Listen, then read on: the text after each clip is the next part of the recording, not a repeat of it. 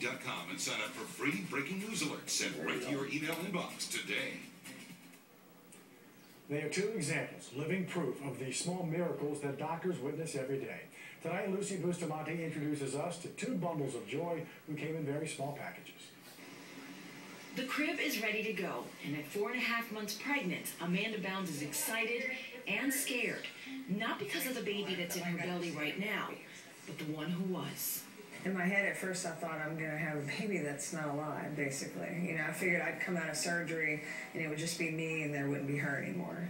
On December 11th of last year, Amanda gave birth to a premature baby girl, Veyda Harris. She weighed just under a pound. Her whole body barely larger than this pen.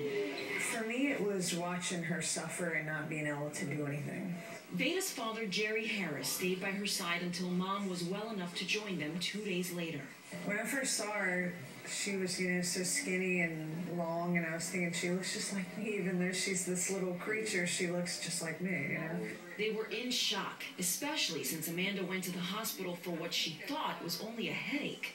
You don't know that it's that serious. I just assumed it was regular sickness, Amanda had preeclampsia, a disorder during pregnancy that makes the mother's blood pressure skyrocket right before she begins convulsing, which is then called eclampsia. The only cure is the delivery of the baby. And even though Veyda wasn't even a pound, the number that spooked doctors the most was 215/160, Amanda's blood pressure. And when I told the doctor I was seeing triple, within 10 minutes, she was out. Ochsner's neonatologist, Dr. Harley Ginsburg, treated Veyda. She had difficulties that I told the family that this might not work out the way we all want it to work out. She was born with a heart murmur and extremely weak lungs, much like 1-pound Ruth. The steady beat of the NICU is measuring baby's heart rate. It isn't the music any mom dreamed of having in her nursery. But this space is meant to replicate Mommy's uterus. Ruth kicks and pushes her little arms. But since she can't be, this is where they will feed her. Eye drops of fortified breast milk through this machine, inside this warm, blue, and humid environment. Because if you can get the intestinal tract working, you can start growing a baby. Ruth seems like she's going to make it, thanks to advances in the incubators, feeding tubes, the incorporation of breast milk, and parental involvement. We just knew not to go in there sad or, don't let her know that, we're scared or anything like that. Ginsburg says more and more kids have a shot of making it, some as early as 23 weeks. And after 25 weeks, every baby gets a shot. So size really is not a limiting factor per se. Some of our sickest babies are 8 pounds.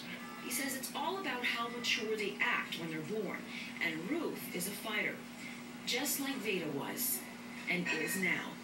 At 6 months old, weighing 7 pounds, Veyda went home last month. He told me he thought he was going to have to hand her to me in the first couple of days and do what he calls love him to death. And, hold her until we let her go. And then she just proved us all wrong, She was like, no, I'm not going anywhere. So I felt like our life hadn't started yet. Like it wasn't on hold until we finally got her home, and then it felt like our life started. He's like, well, our life's been started. And I'm like, no, it's not until she's home with us, And while most babies don't go home with the user's manual, this one went home with a survival guide. She'll be on oxygen until her lungs are strong enough to breathe on their own, and soon she will learn to eat from a bottle. In the meantime, Dad will make those bottles, and Mom is still amazed.